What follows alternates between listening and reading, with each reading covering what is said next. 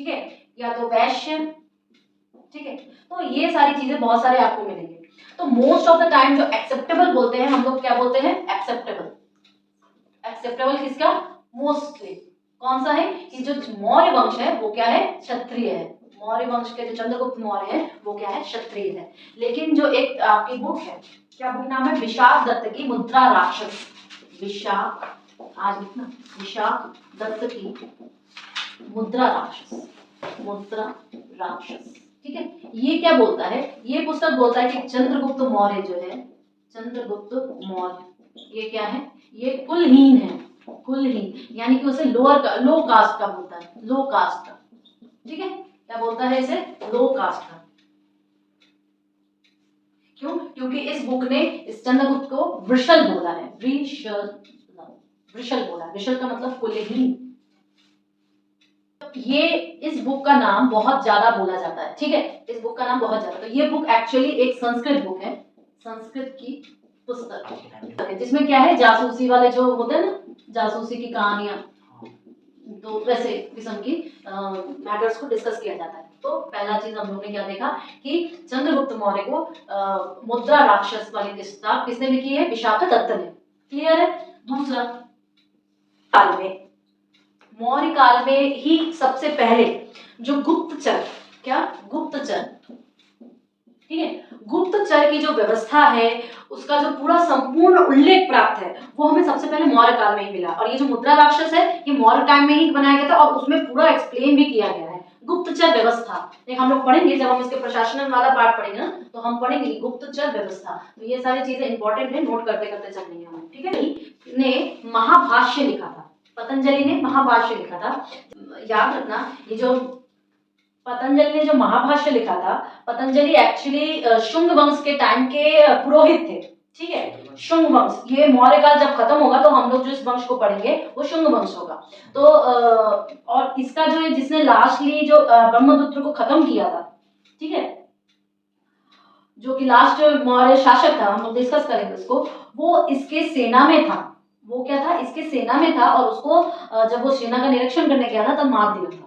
तो तब जाके शुंग वंश का बना था। तो शुंग वंश के टाइम में पतंजलि, पतंजलि, ठीक है, पतंजलि जो है वो कौन सी पुस्तक लिखा है, महाभाष्य। पुस्तक के साथ उसके लेखक का नाम हमेशा मैचिंग में आता है, इसलिए मैंने ये एक्स्ट्रा बताया, क्योंकि बहुत प्रशंसा करके फिर बोलेगा कि मैंने उसको अच्छा बनाया। कल ही हम लोग ने डिस्कस किया था। तो बहुत सारी, उससे क्या बताएगा, क्षत्रिय।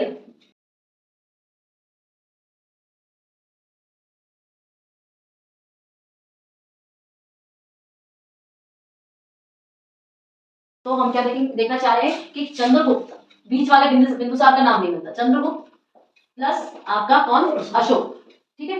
तो ये एक आपका रुद्रदाम, रुद्र, ठीक है, इसने एक जूनागढ़ का अभिलेख करवा था। जूनागढ़ अभिलेख लिखने का जो ट्रेंड था किसने शुरू किया था, अशोक ने शुरू किया था, ठीक है। तो जूनागढ़ के लेख, ठीक है, जिसे आप एक इस नाम से भी जानते हो, जूनागढ़ के लेख या आप गिरनार, गिरनार लेक के नाम से भी जानते हो, ठीक है, गिरनार लेक के भी नाम से जानते हो। और ये रुद्रदामन कौन था, शक राजा था, शक राजा, ठीक है। इसने एक लेख लिखवाया था जिसमें कि चंद्रगुप्त मौर्य और आप अशोक दोनों के ही नाम मिलते हैं। सबसे पहला अभिलेख, एकमात्र अभिलेख है। दूसरा लिखो, संस्कृत भाषा का एकमात्र लेख बताइए जिसमें अशोक और चंद्रगुप्त मौर्य का उल्लेख मिलता है। एकमात्र लेख संस्कृत भाषा का, तो ये भी तुम्हारा उसी को ऊपर देना, जूनागढ़ वाला है, ठीक है। तो अगर कोई बोले संस्कृत भाषा, शुद्ध संस्कृत भाषा में लिखा हुआ एकमात्र या एकमात्र जिसमें दोनों के ही नाम मिलते हैं, सबके सब क्या हो जाएगा, यही वाला लेख हो जाएगा। कौन सा वाला लेख हो जाएगा, रुद्रदामन वाला, ठीक है। अब नेक्स्ट, अच्छा, अब ये देखो, ये बहुत ज्यादा मतलब नोन हो चुका है, सब पढ़ चुके हैं, लेकिन एक और आप करोगे, इसी लेख में एक झील का भी उल्लेख मिलता है। तो इसी से डैश लगा के बोलो कि झील का भी उल्लेख मिलता है। कौन सी झील है ये, इसी वाले में ही आपको एक झील का उल्लेख मिलता है। उस झील का नाम है, झील का उल्लेख, उल्लेख या इतिहास जो भी बोलो, इतिहास मिलता है। कौन सा झील है, झील है सुदर्शन झील, सुदर्शन झील, ठीक है। क्योंकि ये तुम तो बहुत कॉमन हो चुका है, आई होप कि नेक्स्ट टाइम ये है, ठीक है। अच्छा, अगर कोई पूछे क्या ये दो जो अभिलेख है आपका, ये वाला जो अभिलेख है क्या ये चंद्रगुप्त के टाइम का है, तो ऑब्वियस सी बात है चंद्रगुप्त के टाइम का नहीं है। क्यों, क्योंकि ये शक ने रुद्रदामन ने लिखाया था। ये तो कॉमन सी बात है, ध्यान से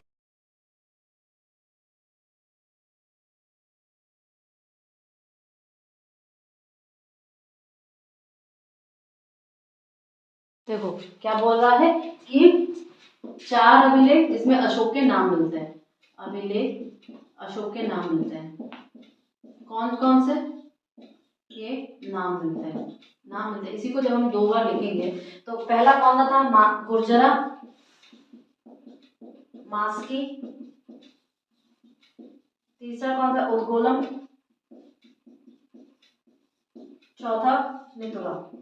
अच्छा, अब कोई अगर पूछे कि अशोक के अधिकतर अभिलेख कौन सी भाषा में मिलते हैं, तो हम लोग बोलेंगे प्राकृत, प्राकृत भाषा में अशोक के अधिकतर अभिलेख मिलते हैं।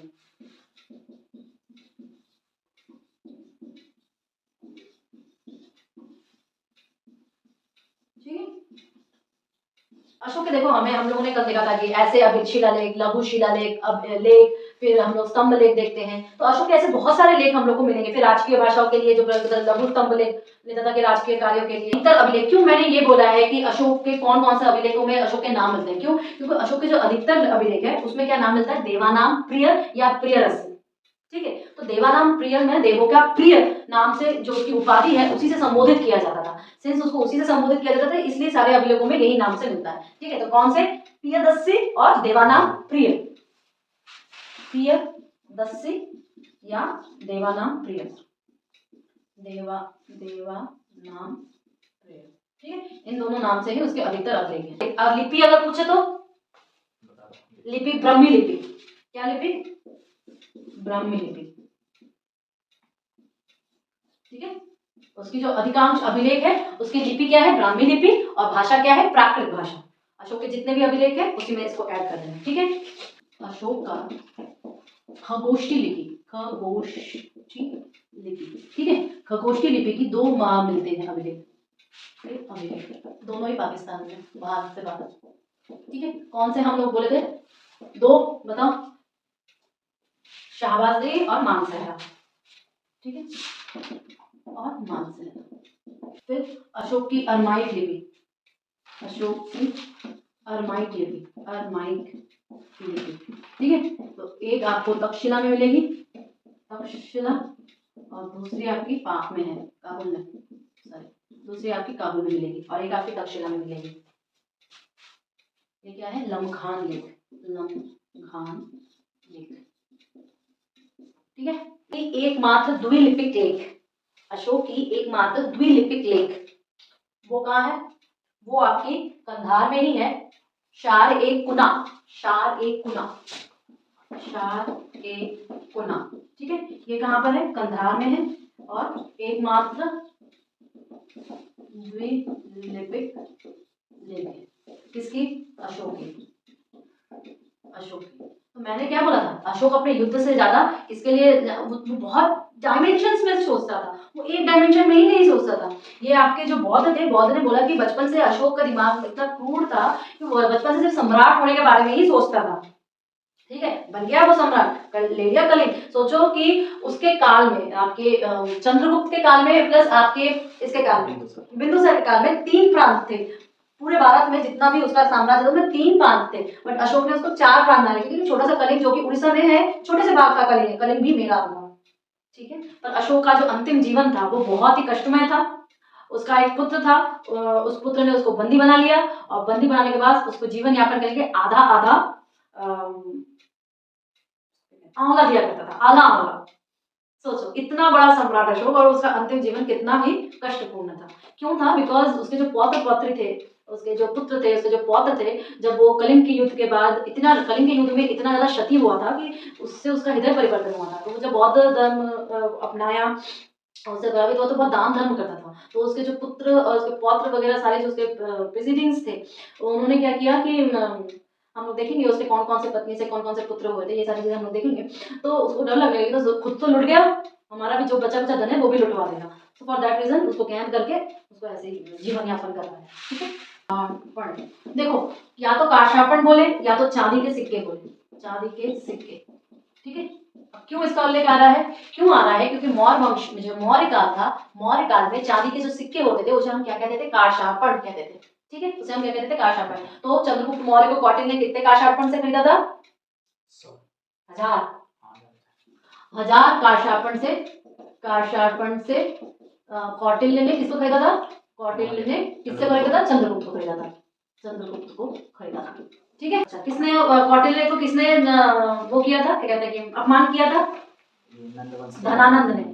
धनानंद ने कौटिल्य को, हाँ, उसको अपमान किया था। अपमान करके वो अपने उधर से चला गया था। फिर उसको रास्ते में उसको खरीद लिया था और प्रतिज्ञा की थी कि मैं उसको वहां से करूंगा, बैठाऊंगा। पूछ सकता है कि किसके काल में, मौर्य काल में कौन सा राजा था जिसके में अकाल पड़ा था? ठीक है, कितने वर्षों का? काफी काफी लंबे समय का अकाल पड़ा था, 12 वर्षों का अकाल पड़ा था। ठीक है, तो ऑप्शन दे देगा। ठीक, तो बोलना कि चंद्रगुप्त के काल में पड़ा था। ठीक है, कौन कहता है? जैन साहित्य कहता है। ठीक है, जैन साहित्य कहता है कि चंद्रगुप्त के अंतिम समय में 12 वर्ष का अकाल पड़ा था। हाँ, जैनिज्म कहता है। जैनिज्म को। अच्छा, मौर्य काल में जैन मुनि भद्रबाहु सबसे ज्यादा प्रचलित थे। कौन थे? भद्रबाहु जैन मुनि है। ठीक है, जैन मुनि है। उसने मेगास्थनीज को यहाँ पर भेजा था। सेलुकस की बेटी हेलेना के साथ उसका विवाह हुआ था। अपने ससुर को 500 हाथी उपहार में दिए थे और इसने ये साथ जो ऊपर का बलूचिस्तान वगैरह ये सारे मिला जुला था। और क्या था? मेगास्थनीज को राजदूत बनाकर मौर्य काल में भेजा था, प्रशासन, समाज और सैन्य व्यवस्था देखने के लिए। उसके पास लगभग पैदल कितनी थी? 6 लाख की सैन्य व्यवस्था थी। उसने पूरे भारत पर इसी पर विजय प्राप्त किया था।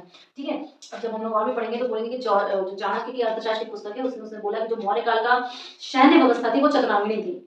यानी कि उसके पास गज थे, उसके पास चलने वाले थे, ठीक है, उसके पास अश्व थे, ये सारे उसके पास चतुरांगी सेना थी। हम लोग एक करके डिस्कस करेंगे। अब आ जाओ हेडिंग डालना बिंदुसार।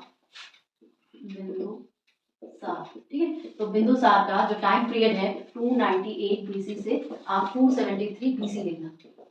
ठीक है, अब जो जैन ग्रंथ है, जैन जो ग्रंथ है उसमें इसको क्या बताया गया है? सिंह सेन। जैन ग्रंथों ने इसको क्या बताया है? जैन ग्रंथों ने इसे क्या बताया है? सिंह सेन। सिंह सेन, ठीक है। इसके बाद आपको मिलेगा वायु पुराण। वायु पुराण, ठीक है। वायु पुराण ने इसको क्या बताया है? मद्रसा। पतंजलि ने इसे क्या बताया है? अमित्र खात। पतंजलि ने इसे क्या बताया? अमित्र खात। अब जो एथिनियस है उसने इसको अमित्रोकैटीज बताया है। बिंदुसार के समय कौन कौन से प्रधानमंत्री थे? बिंदुसार के समय 3 प्रधानमंत्री थे। पहला तो आ जाएगा आपका चाणक्य। तो चाणक्य बिंदुसार के समय था और किसके समय था? चंद्रगुप्त के समय था। ठीक है, लिखो। चाणक्य हो गया, चाणक्य। फिर आपका आएगा खल्लाट। ठीक है, खल्लाट, खल्लाट। ये किसके समय आएगा? ये सिर्फ और सिर्फ बिंदुसार के समय आएगा। तीसरा वाला लिखो राधा गुप्त। राधा गुप्त, तो इसका मतलब ये किसके समय आएगा? बिंदुसार। बिंदुसार प्लस अशोक। ठीक है, और ये किसके समय आएगा? सिर्फ और सिर्फ बिंदुसार के समय। और ये किसके समय आएगा? चंद्रगुप्त और बिंदुसार। ये कौन है? ये तीनों आपके बिंदुसार के प्रधानमंत्री। बिंदुसार के प्रधानमंत्री। नाम आपको संस्कृत टाइप के ज्यादा लग रहे हैं, बड़े बड़े लग रहे हैं। जब भी मैंने आपका ये हिस्ट्री वाला सेक्शन डिवाइड किया था, याद करो, मैंने तभी बोला था कि नाम से हम लोग कैसे परिचय करते थे, कौन सा प्राचीन इतिहास है, कौन सा रिसेंट इतिहास है, सारी चीजें। ठीक है, इसके बाद देखो राधा गुप्त हो। इसी बुक में आप बोल सकते हो कि बिंदुसार के समय जो अवंती राज्य है, अवंती क्या है? अभी का उज्जैन। ठीक है, तो अवंती को अशोक को दे दिया गया था। ठीक है, अवंती अशोक को दे दिया गया, कहीं कहीं बुक में आप उपराजा वर्ड सुनोगे, उपराजा, या कहीं कहीं आप सुनोगे गवर्नर, कुछ भी सुन सकते हो। कहाँ का था? बिंदुसार के समय। बिंदुसार के समय अशोक अवंती का था। अवंती, अवंती, अवंती को ब्रैकेट में लिख देना क्या? उज्जैन। बहुत सारे फायान और भी बहुत सारे वैंगसांग, ये सारे सब क्या है? ये सब विदेशी यात्री हैं जो कि अलग अलग टाइम पर भारत आते हैं। तो उसी तरह बिंदुसार के समय भी भारत पर विदेशी यात्री आए। तो लिखो हेडिंग, वो लिखो, टॉपिक लिखो, बिंदुसार के समय भारत आए विदेशी यात्री। डाइमेकस, डाइमेकस, यूनान के, यूनान यानी ग्रीक के। ठीक है, तो हुआ था इस विद्रोह को अशोक ने दबाया था बिंदुसार के समय। ठीक है, एक्चुअली बिंदुसार के समय कई जगह विद्रोह हुए थे। एक आपका नेपाल में हुआ था, एक जगह तक्षशिला में हुआ था। तो जिसमें आपकी तक्षशिला वाला विद्रोह जो था वो अशोक ने दबाया था। ठीक है, अशोक सबसे सक्षम था। ये तो सब क्या है, हम्म, एक करके एक आएगा। बिंदुसार जो था, देखो बिंदुसार आजीवक संप्रदाय का संरक्षण करता था। तो देखो, एक थी आपकी देवी, दूसरी पद्मावती, पहली कौन सी थी? देवी, देवी, अच्छा नाम है।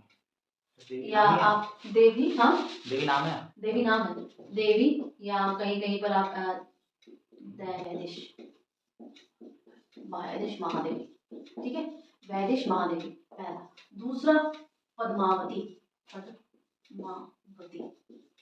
तीसरा कल मैंने बोला था कारू, कारुवाकी, कारुवाकी, ठीक है, रक्षिता।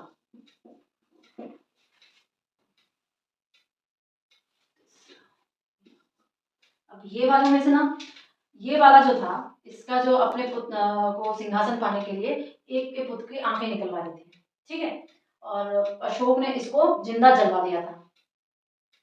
थोड़ी सी ये तो अशोक की पत्नियां थी। हाँ, तो अशोक होता है ना, मेरे बेटे को सिंहासन मिले वाला केस, तो कृणाल की आंखें निकलवा दी थी, कृणाल ने किसी एक की आंखें निकलवा दी थी, तो अशोक ने इसको जिंदा जलवा दिया था। अशोक न्यायवादी भी था, ऐसे तो सम्राट बना नहीं होगा। 4 पुत्र मेनली, कृणाल, महेंद्र, तीवर और जालो।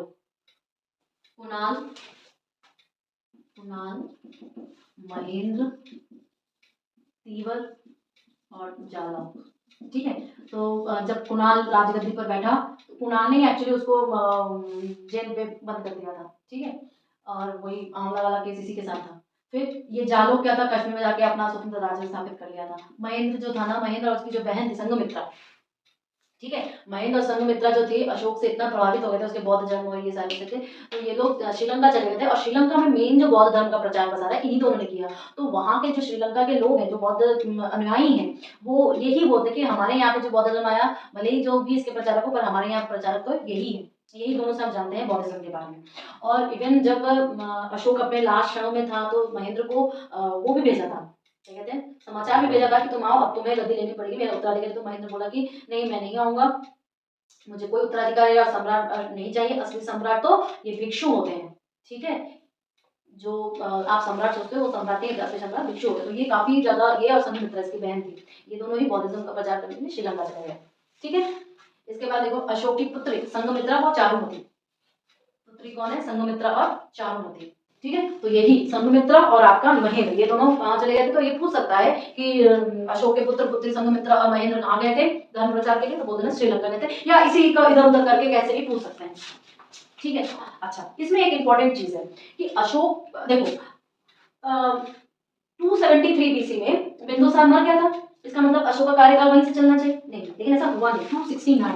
269 बीसी में अशोक का क्या हुआ, राज्याभिषेक हुआ, राज्याभिषेक हुआ, ठीक है। अब क्यों इतना 4 साल का डिफरेंस आया, क्योंकि वो अपने भाइयों से उत्तराधिकारिता का क्या कर रहा था, संघर्ष कर रहा था। 4 साल उसको उत्तराधिकारिता का संघर्ष लगा, मेन संघर्ष उसके साथ किसके साथ, शशीन के साथ। अब एज बौद्ध धर्म क्या बोलते हैं, बौद्ध साहित्य क्या बोलते हैं कि उसने 99 भाइयों को मारा है, आसान होता है 99 लोग मारा, anyhow whatever, we are just following the history, but इतना जान लो कि उसका राज्याभिषेक 269 बीसी में हुआ था, ठीक है। अब मैंने ये भी कहा था कि अशोक युद्ध हो जाता है, ठीक है, तो मेनली अशोक को वो सम्राट कैसा बना था उसके लिए नहीं जानते, अशोक को क्या किस लिए जानते हैं, उसके धर्म के लिए। देखिए, बोलते हैं कि जो अशोक है ना, बहुत गंदा देखने में था, बहुत ही बदसूरत था देखने में अशोक, ठीक है। तो जो उसकी रानियों का रूम था, वहाँ पर दासियाँ होती थी, तो कुछ दासियाँ एक बार हंसती थी ऐसे, अब दासियाँ तो कुछ तो करेंगी ना, तो अशोक को जब पता चला, तो उसने 500 दासियों को जिंदा जला दिया, नहीं रखा ही, तो क्या फिर दूसरे 500 दासियों को उसमें इतने राज्यों को आक्रमण कर करके जीता है, ठीक है। तो उपहास कर लिया था, इसलिए लोगों को दासियों को मार ही डाला उसने। 500 कौन कौन सी घटनाओं के लिए हम लोग मेन इसको जानते हैं। अब देखो, एक बहुत सारे अशोक और अशोक के धर्म के विचार, देखो धर्म और धम्म दो अलग चीजें होती हैं, ठीक है, धर्म अलग है और धर्म अलग है। तो धम्म वाला क्या है, अशोक से रिलेटेड है, तो अशोक का जो धर्म था वो लिखो, अशोक और उसके धम्म के विचार,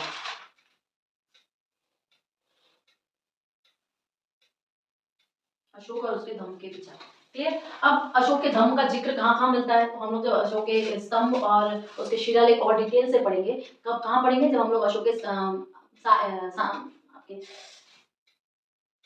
स्कल्पचर वगैरह जो आर्ट है ना उसमें जब देखेंगे तब हम लोग उसमें और अच्छे से पढ़ेंगे। बट अभी सिर्फ इतना जान के अशोक के बहुत सारे स्तंभ है, बहुत सारे शिलालेख है, ये हम लोग ने कुछ कुछ के नाम लिखे हैं। तो देखो कि पहला पॉइंट इसमें ये होगा कि अशोक के जो धम्म का जिक्र हमें कहाँ कहाँ मिलता है, कि दूसरे और सातवें स्तंभ लेख, ठीक है। इसमें क्या है, इसमें है कि सकारात्मक पक्ष धम्म के जिसको कि प्रत्येक व्यक्ति को अपनाना चाहिए, जिसको प्रत्येक व्यक्ति को अपनाना है।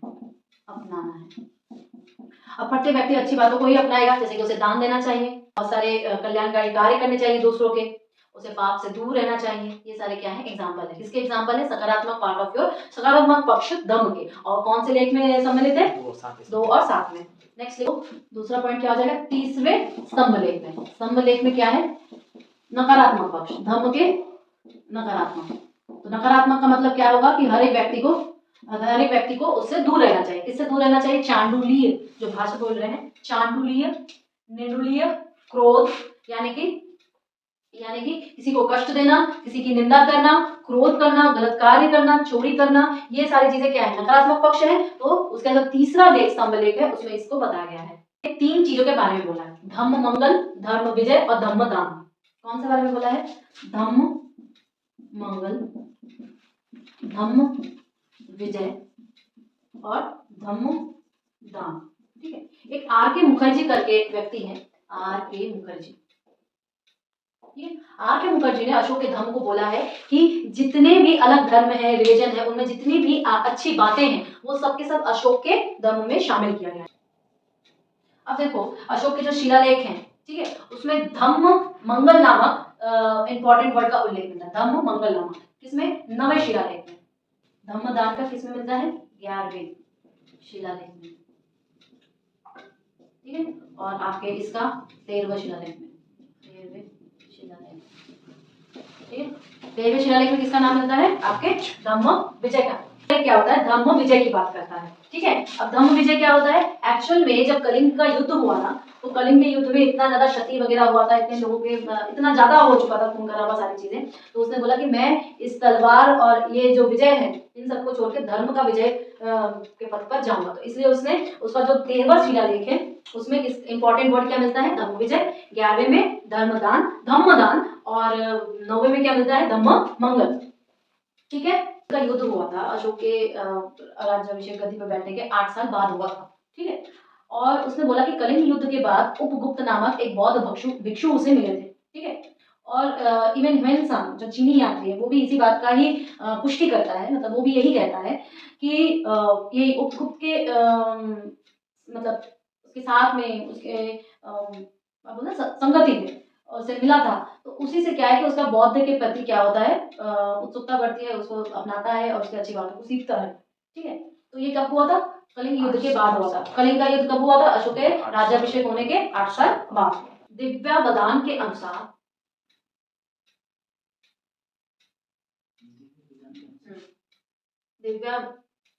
अनुसार कुणाल का जो पुत्र था संप्रति,